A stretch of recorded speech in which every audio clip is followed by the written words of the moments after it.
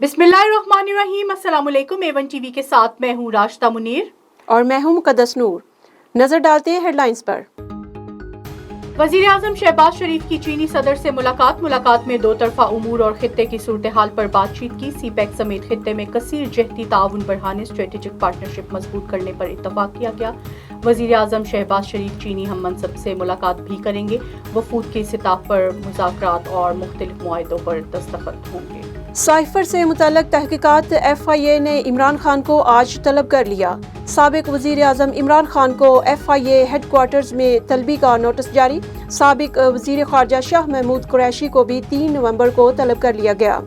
Foreign funding case में FIA ने इमरान खान को 7 नवंबर को तलब कर लिया। दूसरी जानिब इमरान खान के खिलाफ तौहीन अदालत की हुकूमती दरख्वास्त की समाअत आज सुप्रीम कोर्ट में होगी। इंसानों का समंदर इस्लामाबाद आ रहा है। चेयरमैन PTI इमरान खान कहते हैं अवाम से मिलकर मुल्क को चोरों डाकुओं से आज़ाद कराएंगे। धमकियां देने वाले राना सना का वक्त करीब आ गया और शहबाज शरीफ बुज़दिल तरीन शख्स है। नवाज शरीफ वापस आकर इलेक्शन लड़ें, इनके हल्के में हराऊंगा। लॉन्ग मार्च का गुजरावाला में पड़ाव आज खक्कर मंडी की तरफ रवाना होगा। मरियम नवाज ने इमरान खान को सियासी दहशतगर्द करार दे दिया। नून लीग की नायब सदर लंदन में मीडिया से गुफ्तगू करते हुए कहा, क्या इमरान खान की एस्टेब्लिशमेंट है? तनकीद दस्ते शफकत हटने पर है। मुल्क और इदारों पर हमला आवर है। राना साहब ने बंदोबस्त कर लिया है।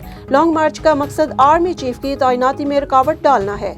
Army chief general Qamar Javed Bajwa का headquarters army air defence commander का दौरा। ISPR के मुताबिक सिपा सलार का पाक एयर डिफेंस के अफसरों जवानों की कुर्बानियों को जबरदस्त खराज तहसीन। जनरल कमर जावेद बाजवा ने अफसरों और जवानों के तरबियती मेयार को सराहा।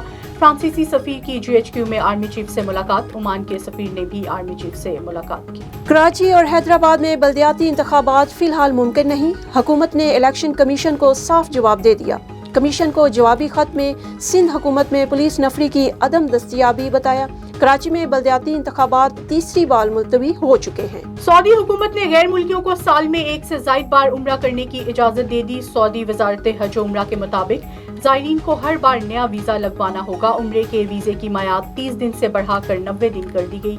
उम्रे के वीजे पर आने वालों को मदीना मुनव्वरा समेत किसी भी शहर में जाने की इजाजत होगी। A1 TV से फिल वक्त इतना ही। मजीद खबरों और अपडेट्स के लिए देखते रहिए A1 TV। A1 TV, सब पे नजर, अंदर की खबर।